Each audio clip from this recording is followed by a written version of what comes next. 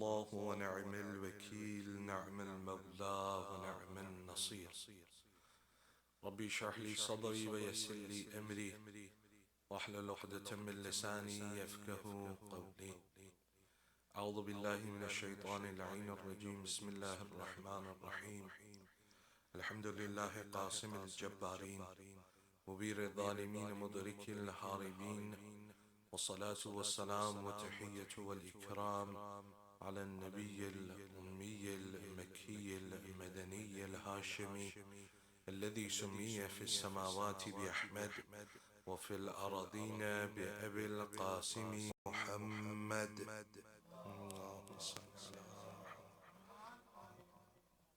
وعلى أهل بيته الأطيبين الأطهرين، سيما أولهم أمير المؤمنين وآخرهم بقية الله في الأراضين، روحي وأرواح العالمين لتراب مقدمه الفداء، ورحمة الله على محبيهم ومواليهم وشيعتهم أجمعين، ولعنة الله على أعدائهم وقتلتهم وغاصب حقوق منكري فضائلهم ملعونين.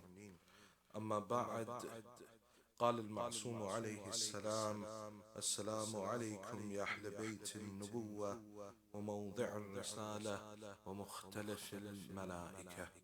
For the happiness of Hazrat Zahra Marziyah, for the enlightenment of the graves of your marhumin, of the graves of the Shahada, Ulama and Siddiq, for the safety of the followers of Ahlulbayt around the world, and for the safety and the hastening of the reappearance of Hazrat Baqiyatullah al-A'zam Arwahun al-Fida, please recite your loudest salawat.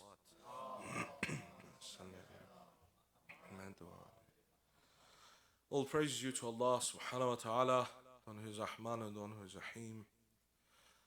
The holy month of Shahr Ramadan is upon us once again.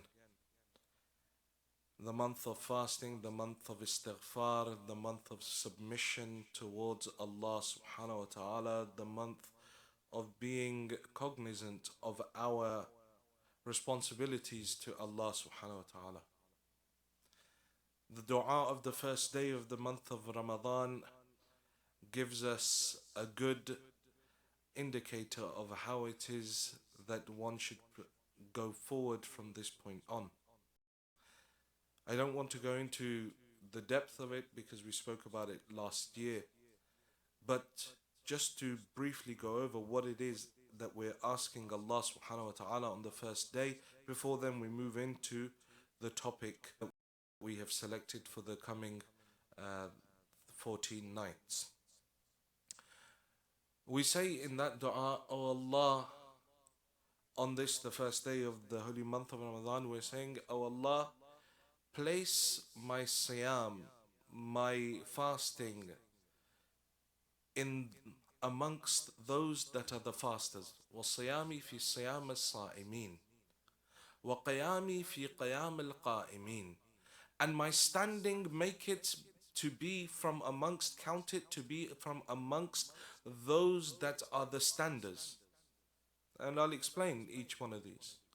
وَنَبِّحْنِي عَنْ نَوْمَةِ الْغَافِلِينَ. And wake me up from the sleep of inattentiveness. Three things we ask Allah subhanahu wa ta'ala on the first day of the holy month of Ramadan.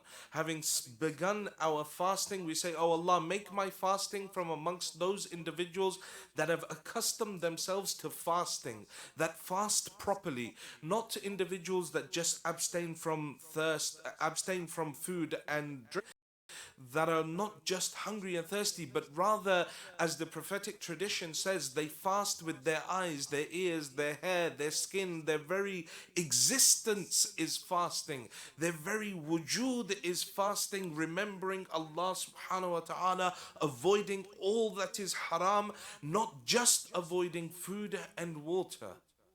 Says, Oh Allah, make my fasting amongst those that are the sa'imeen, that are accustomed to fasting. وَقَيَامِي فِي قَيَامِ الْقَائِمِينَ. And make my standing from amongst those that stand, my standing in prayer amongst those that stand in the middle of the night and they pray to you. Make me from amongst one of those that also recite Salatul Layl in these days. that those salah that I'm reciting, count it from amongst those that are your true ibad. Those that stand in the middle of the night, those that raise their hands to you, those that have the concentration and the presence of heart, those are focused in their prayer. Allah, make my salah, my standing like theirs. وَنَبِّحْنِي عَنْ نَوْمَةَ الْغَافِلِينَ, and awaken me from the sleep of inattentiveness, where I'm unaware and inattentive of what I'm doing.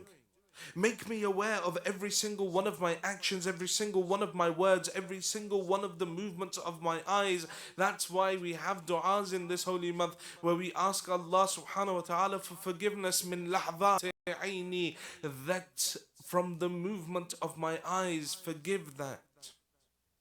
Because Allah subhanahu wa ta'ala knows everything.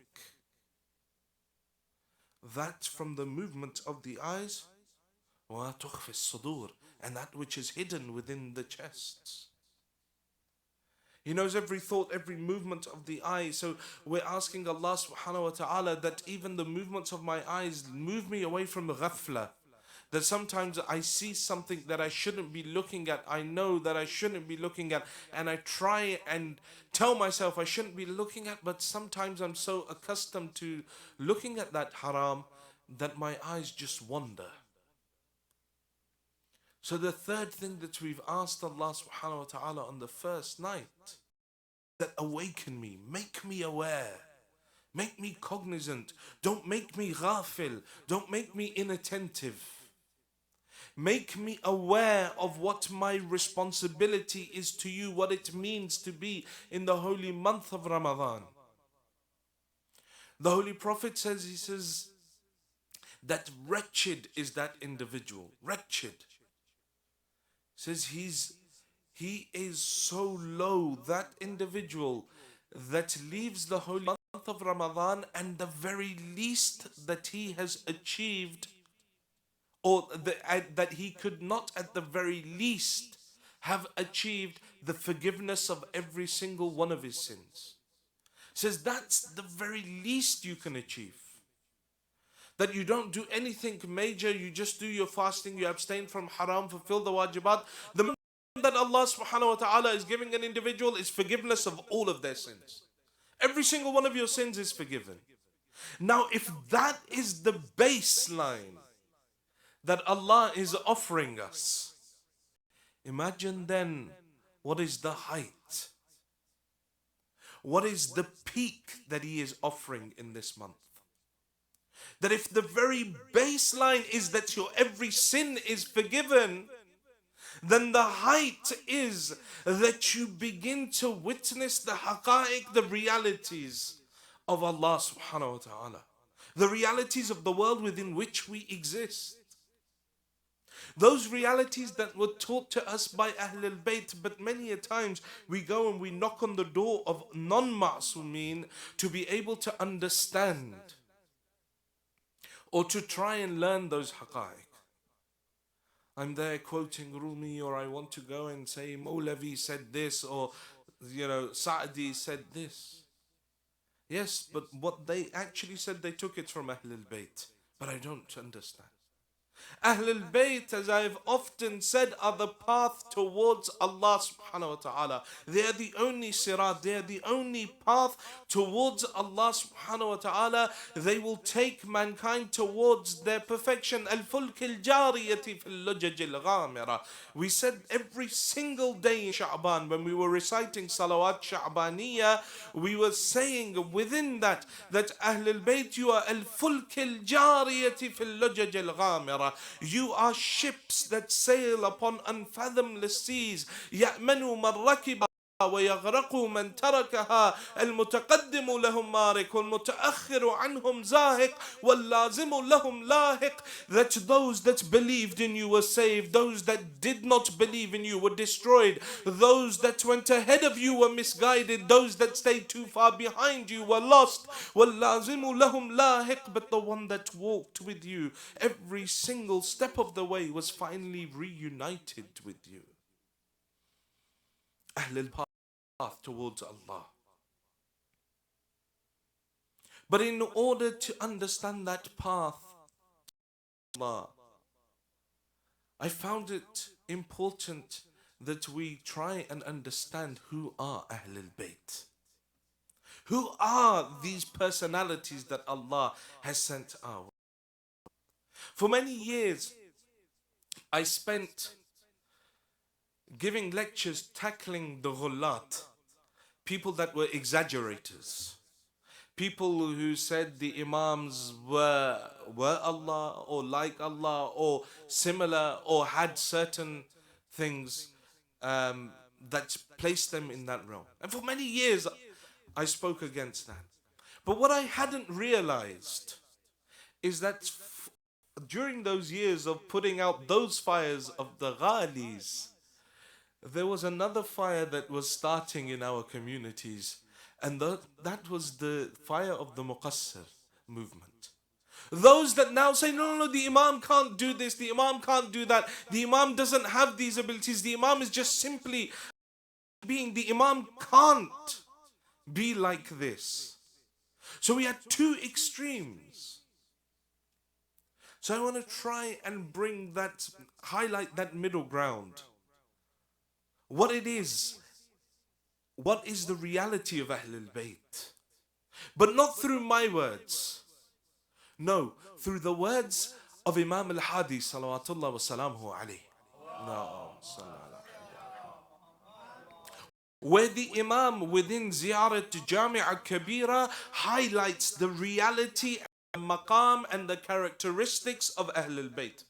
If you want to understand Ahlul Bayt in their totality, the sifat, the characteristics of Ahlul Bayt, you go towards Jamiah Kabeerah. The same way that if you want to understand and know the sifat of Allah subhanahu wa ta'ala, then you go towards Joshan Kabir.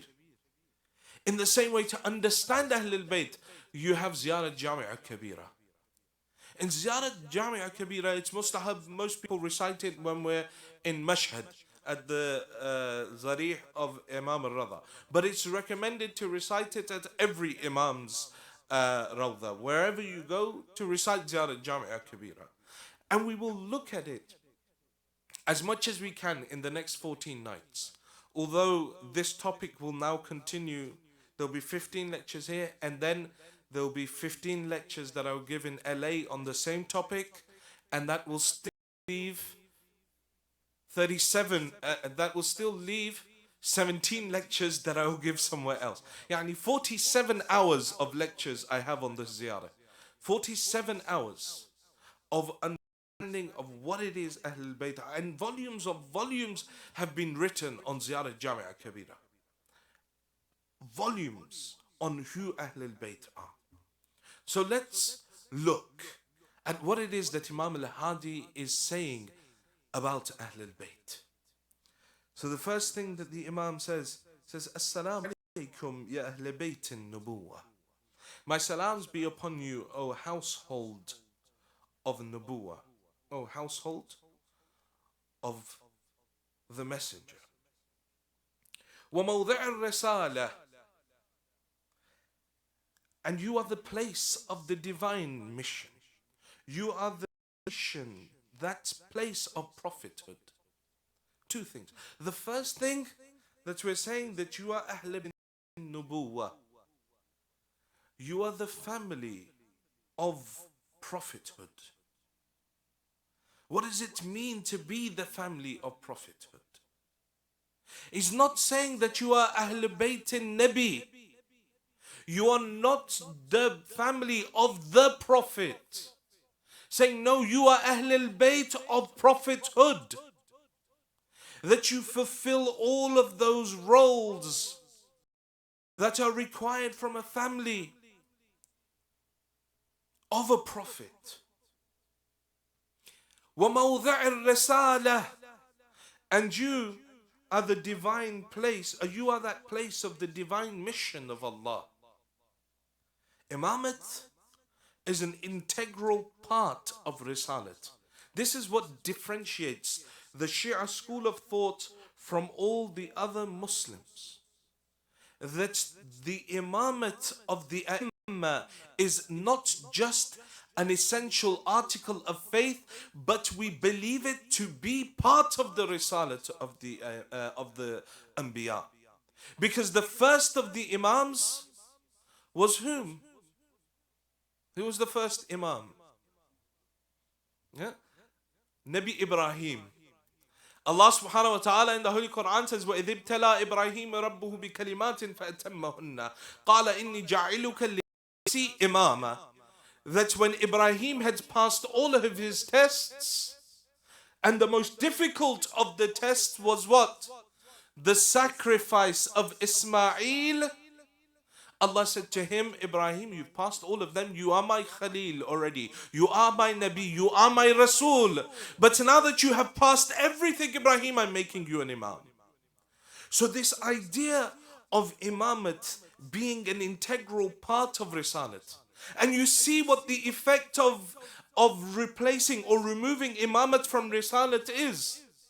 The effect of it is individuals like Yazid coming to power.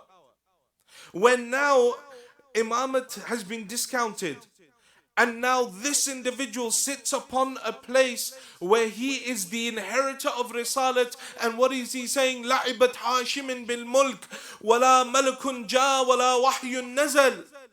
That this was all but a game of Bani Hashim to gain power.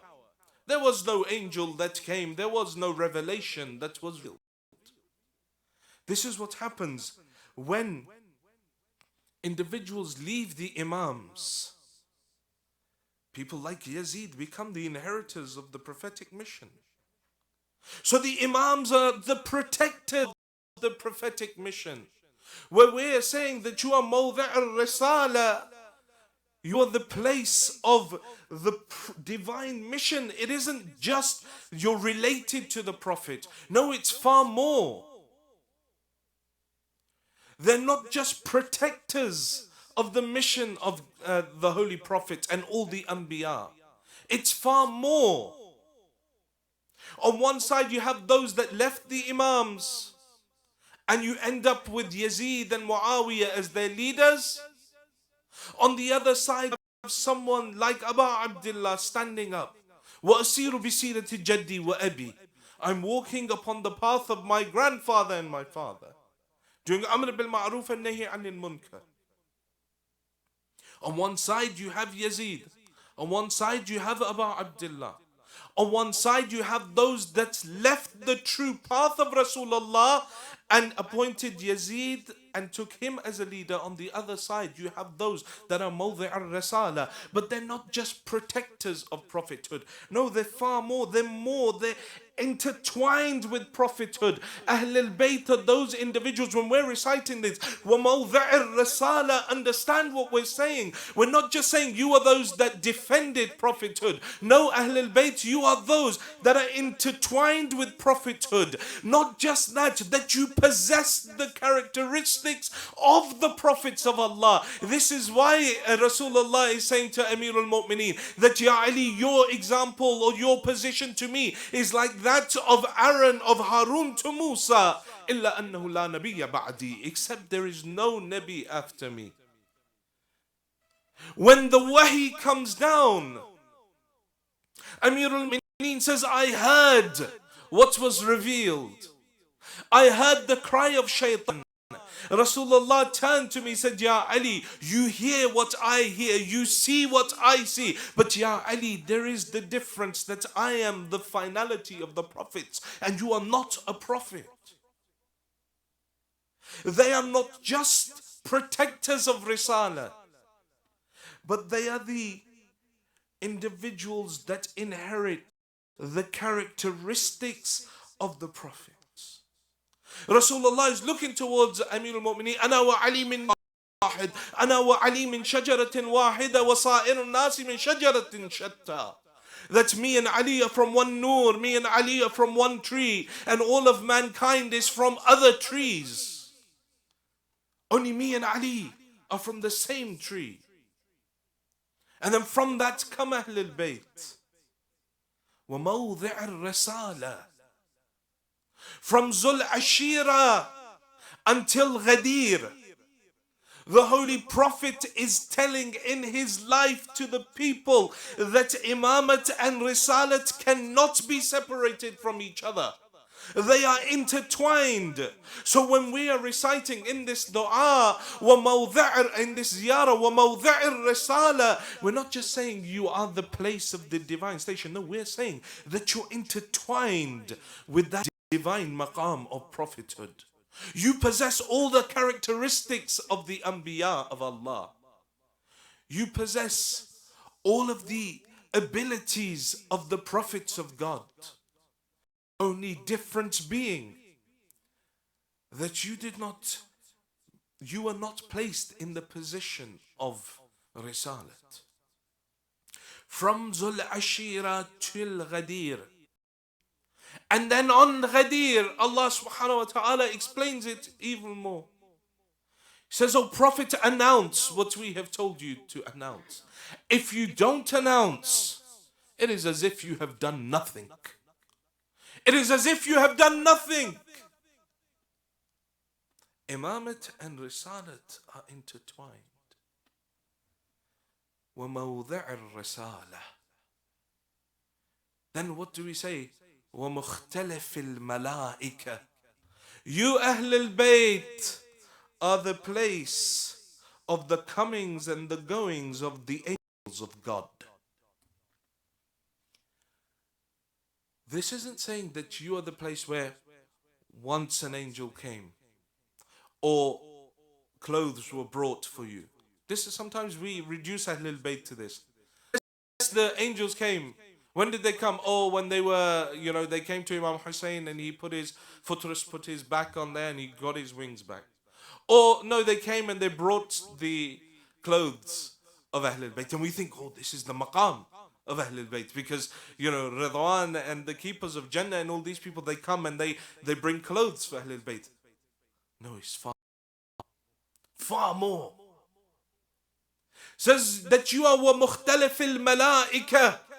You are the place of the comings and the goings of the angels of God. This is istimrar. It's a constant tone that is being used here. It's constantly, day and night. There is a flow of angels that come from your place and return back to Allah, or come from Allah towards you. وَمُخْتَلِفِ الْمَلَائِكَةِ. But in order to understand what this term means, we need to understand what are angels? What are the malaika? They're not these winged creatures that we think of, we see in fairy tales. They are entities of light, created of pure light, that can shapeshift into any form except the dog and the pig. They can take any form, entities of light that are latif, that are light in their very essence. They are made of nur and they are weightless. And they can shapeshift and take form. And the Holy Quran explains, Surah 35, verse number 1, Allah subhanahu wa ta'ala says, Alhamdulillahi fatir samawati wal ard, ja'ila lil malaikati rusulan.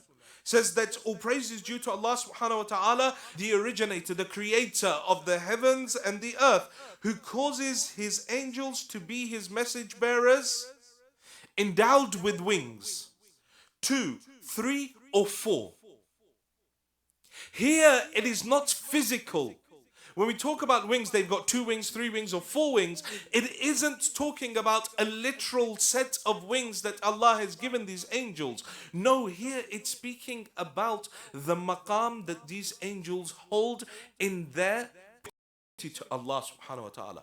2 would indicate a certain level, 3 would indicate another level, 4 would indicate another level. But they have been created, the entities of light, and they run everything within existence. The role of the angels from the Holy Quran, what is it? One role of the angels is that they are cognizant of all the words of human beings. Where you have 2 angels on your left and right, and they're recording everything that you say. Every word that you say, they write it down. Yeah? Raqib and Atid. We've spoken about this a couple of years ago. I don't need to go back into it. Or last year. Raqib and Atid. They're there. Then they're writing everything that you say. The first role. The second role, and some angels, by the way, are assigned to this. Other angels may be in sajda for all of their existence. Others will be made to be in ruku'. Others will be in qiyam. Others will be in doing tasbih. And then into the physical realm, they also have roles. They are those individuals that they're entities that record the words of human beings. The angels that record the actions of human beings. This is where his hand went. This is what he did. They give good news, as the Holy Quran says, to the people on the war front, or at the time of birth, or at the time of the death of a believer. So they're bringers of good news at these 3 points. On the war front, at the time of a birth, or at the time of the death of a mu'min. They come and they say, glad tidings. You've been saved. The other role is that they are the bringers of punishment of Allah subhanahu wa ta'ala. They bring the adhab of Allah upon the earth. Another role is that they bring the wahi upon the people. And we'll speak about wahi towards the end if we get time. And the nature of wahi. So they bring wahi. They are guardians and protectors of humans upon earth. So this idea of guardian angels, it's true, it's in the Quran. The roles of some of the angels is that they form guardians. They're guardians and protectors of human beings. They are those that do dua for the mu'mineen. In Hadith Kisa, what do we recite? وَحَفَّتْ بِهِمُ الْمَلَائِكَةِ وَاسْتَغْفَرَتْ لَهُمْ أَنْ يَتَفَرَّقُوا. That they encircle the individuals that recite this event or recite the fadail or the virtues of Ahlulbayt, and they do istighfar for them until they get up and they leave from that place. So they do dua for the mu'mineen. They're in charge of the punishments of hell. They are the welcomers of people into heaven. They surround the graves of the A'immah. Then also fulfill the amr of Allah subhanahu wa ta'ala, the orders, the commands of Allah subhanahu wa ta'ala. We're trying to understand this line in Ziarat Jamiah Kabeerah, وَمُخْتَلِفِ الْمَلَائِكَةِ. We've recited it for years. We understand the depth of it. It says, مُخْتَلِفِ الْمَلَائِكَةِ, you are the place of the comings and the goings of the malaika. The malaika do all of these things. They bring the good news. They bring the good news at the time of birth, at the war, at the time of the death of the believer. They're the givers of punishment. They're the givers of blessings in heaven. They're those that come as protectors. The malaika are those that fulfill the amr of Allah upon the earth. Every single thing you see in the known universe has a malak, that is an angel that is assigned to it. Every droplet of rain that falls to the earth, hadith, not my words. Every droplet of rain that falls to the earth comes upon in the hand of an angel. Imagine all of those droplets of rain that fall. The sound of thunder assigned to an angel to create it. The winds that move, Allah orders angels to move them. The clouds that form, Allah orders angels to form them.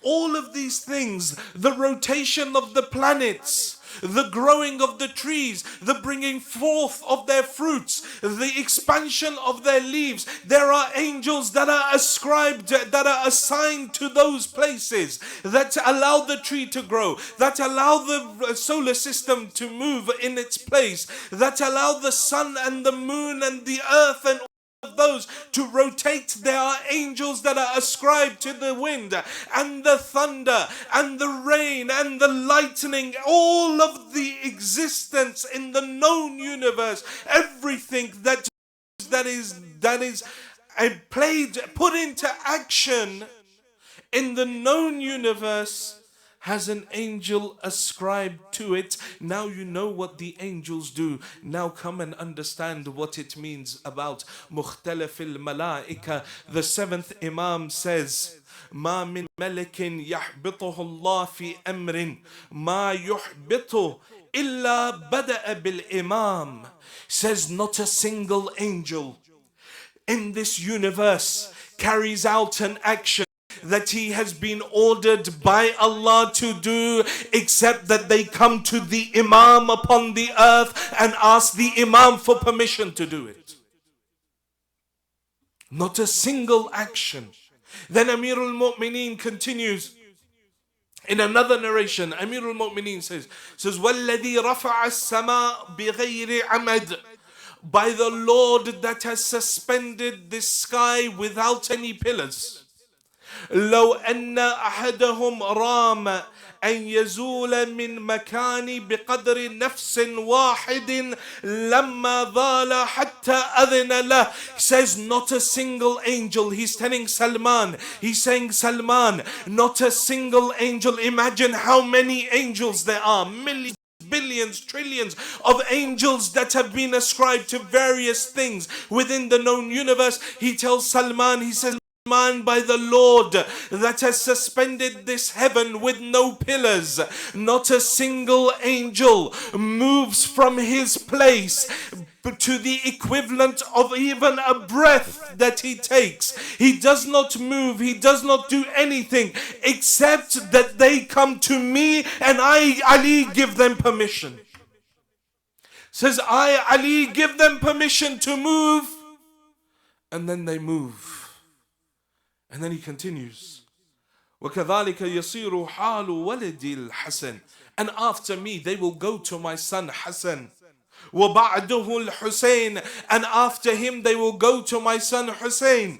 وَتِسْعَةٌ مِّن وُلْدِ الْحُسَيْنِ, and then those 9 imams from the lineage of Hussein. وَتَاسِعُهُمْ قَائِمُهُمْ, and the 12th of them, قائم of Ali Muhammad.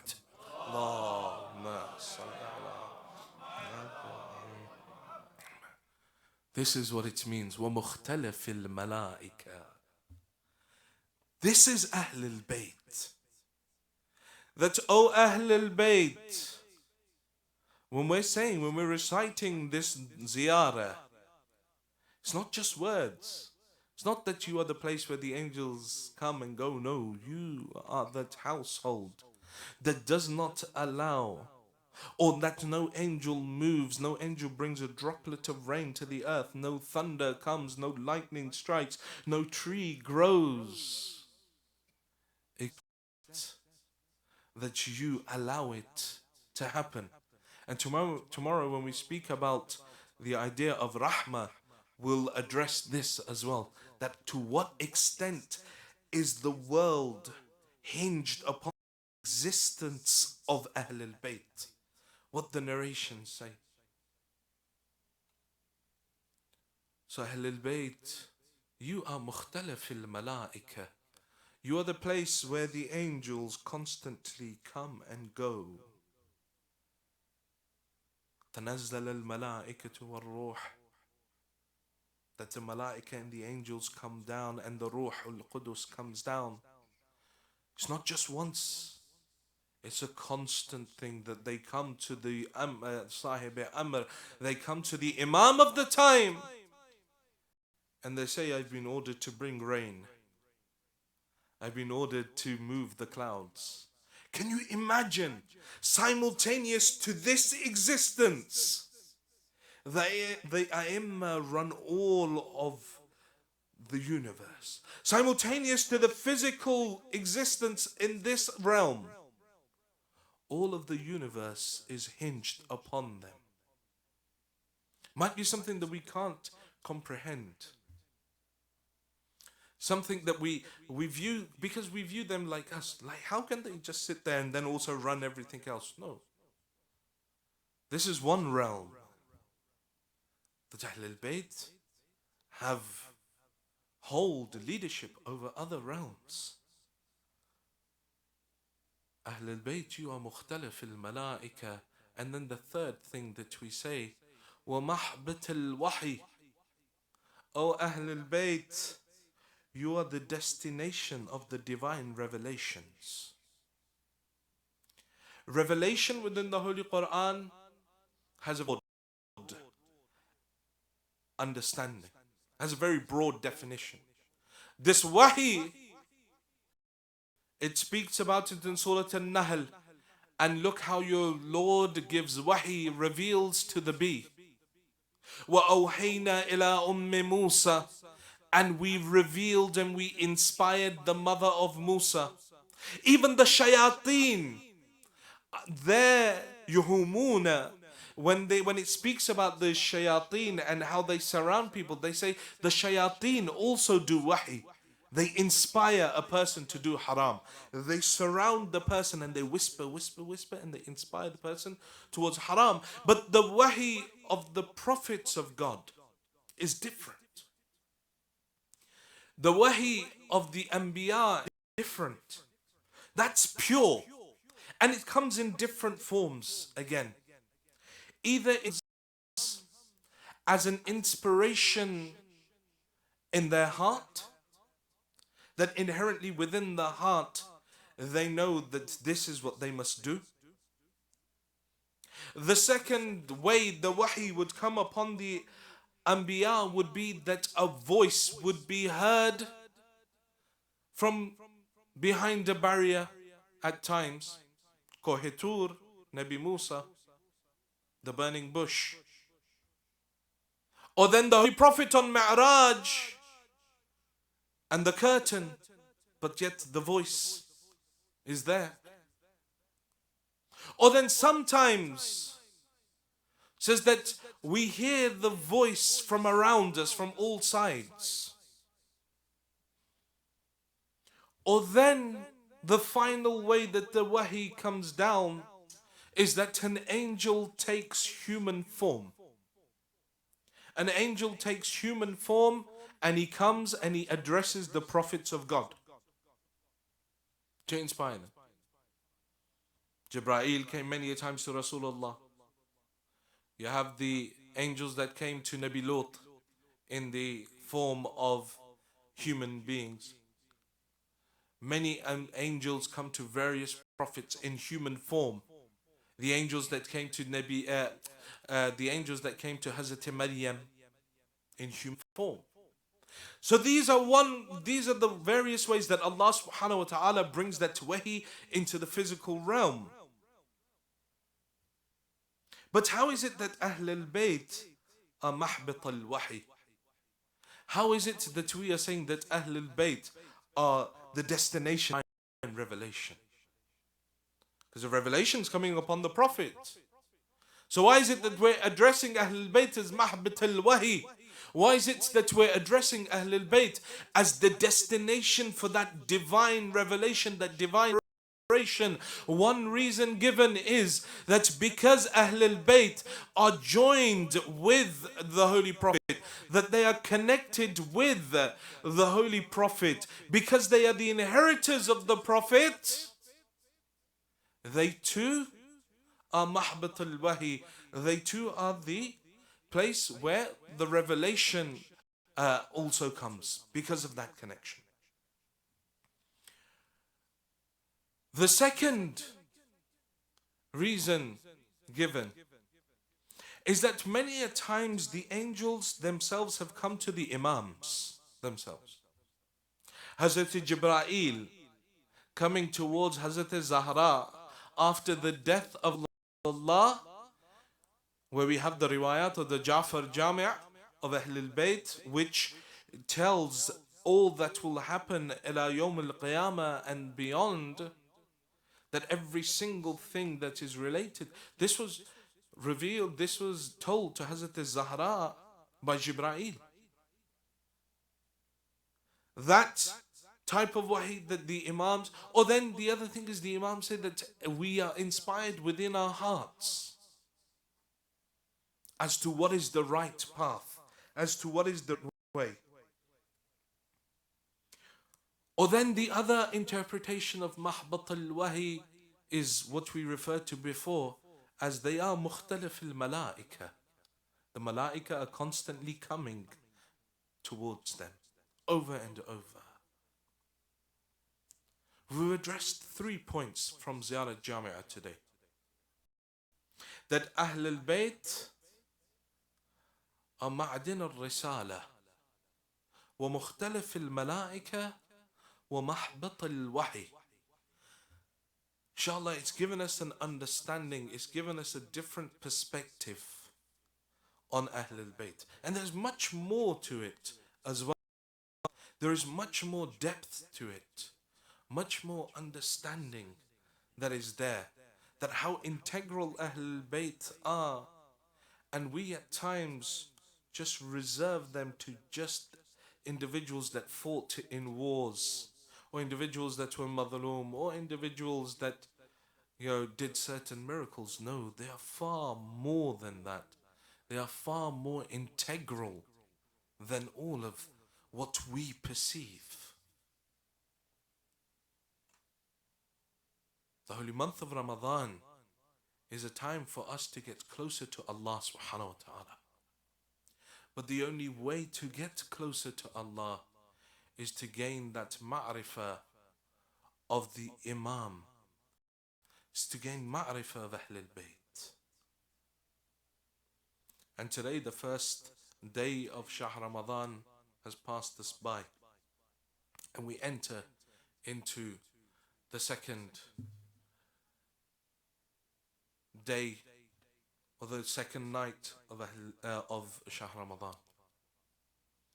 And tonight is also Shab Jum'ah, the Thursday night,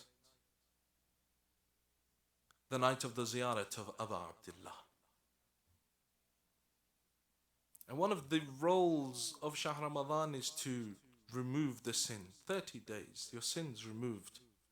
But Imam Hussein's maqam is so different that one tear for Abu Abdullah and all the sins are removed from the heart. One genuine tear for Abu Abdullah. And so let us take our hearts towards Karbala, towards that six-sided grave of Abu Abdullah, where Imam al-Hussein and at his feet lies Ali Akbar. That Ali, when we go there and we address 3 Alis, wa Ali ibn al-Hussein, and I don't know which Ali is being addressed. That Ali that lies at his feet, that he went to his body, and they say that Hussein wada'a khaddahu ala khaddih, that Hussein placed his cheek on the cheek of his son Ali Akbar 3 times. The first time he said, Qatalallahu qawman qataluk. Oh my son, may Allah kill that nation that killed you, Ali. The second time he put his cheek on his cheek, he said, Ala dunya ba'dak al-afa wa abuk wahid al-farida. He says, oh my son, what pleasure is there left in this dunya after you? لقد استرحت من حم الدنيا وغمها وأبوك وحيدا فريدا. And now what pleasure, what ease is there in this dunya when you have left your father alone? There's that one Ali, the second Ali that was chained and taken towards Sham, that Ali that was whipped at every stage, that Ali whose chains heated such that they into the flesh of his body. And then the third Ali is that Ali that lies on the crushed chest of Abi Abdullah, that Ali that Imam al-Hussein after death, when he came to the body of Ali Akbar, they did say فَبَكَ الْحُسَيْن بُكَاءً شَدِيدًا. Hussein cried so loud رفع صوته بالبقاء. His voice went loud when he came to the body of Ali Akbar, but yet when he comes to the body of Ali, or when he holds the body of the third Ali in his hand, they say that Hussein held on to his body and he cried so loudly that a voice came from the heavens. Hussein, leave Ali Asghar. We have wet nurses waiting for him in heaven. Hussein, leave the child. It was at that time, Abu Abdullah, he remembered you. He didn't call out to anyone else. He called out to his Shi'as. He said, Shi'ati laytakum fi yawmi ashura jami'an tanzuruni. كيف استسقي لطفلي فأبواه يرحموني. My Shia, how I wish you were there on the day of Ashura. You would have seen how I took my son out and what mercy they showed me. He held Ali Asghar in his hand. The arrow of Harmala comes. They say in Ziarat Nahiya, Assalamu ala tifl al-radhi madbuhim min al-uzn ila al-uzn. My salam be upon that child of Abu Abdullah, the one that was slaughtered from ear to ear. Ala la'na ala al-qawm al-zalimin. وسيعلم الذين ظلموا أي منقلب ينقلبون. إنا لله وإنا إليه راجعون. We pray to Allah subhanahu wa ta'ala to forgive our sins. We pray to Allah subhanahu wa ta'ala to forgive the sins of our parents. Oh Allah, those of our parents that are alive, give them long lives. Those of our parents that have left this world, give them a place next to Ali Muhammad in Jannah. Oh Allah, those who are ill, give them shifa'ah. Those who are in debt, clear their debts. Those who are in education, make them successful. Oh Allah, keep safe the Shia of Ali Muhammad around the world. Relieve all of their difficulties, especially those that have attended this gathering and those that helped establish this Husayniyah. Oh Allah, keep safe our ulama and our maraji and keep them at the head of our institutions. Oh Allah, destroy the enemies of tashayyu in whichever form they may come. Oh Allah, hasten the reappearance of the Imam of our time and allow us to be amongst his true muntadhireen, his true waiters, for the acceptance of these du'as and any other du'as that the brothers and sisters have brought. Please recite 3 loud salawat ala Muhammad wa ali Muhammad.